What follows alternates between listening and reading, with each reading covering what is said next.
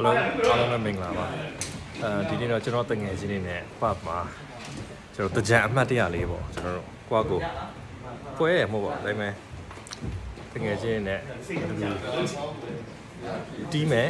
ကဲမယ်ကျွန်တော်ဒီနေ့ drum လေးတီးမယ်ပြီးတော့မှနောက်ထပ်guitar လေးတီးမှာကြားပေါက်ရဲ့သချင်းလေးဆိုသူသချင်းလေးကြိုက်လို့အဲ့တော့stay tuned with us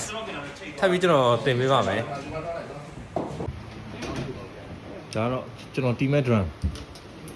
ပန်ရှင်းရတီးမှာဆရာကြီးကျွန်တော်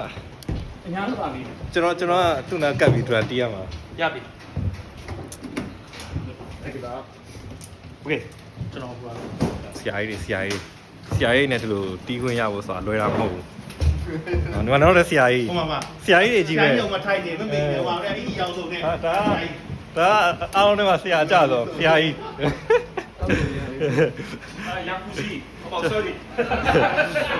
ကျွန်တော်နာမည်တစ်ခါလေးမေ့သွားရင်အကုန်လုံးဆရာကြီးပဲခေါ်လိုက်တော့တယ်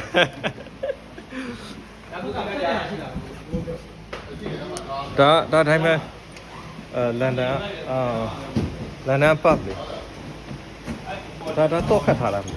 တော့ခတ်ထားရဗျာမဟုတ်ရင်ကျွန်တော်နည်းနည်းတီးပြအောင်မလို့โอเคကြာ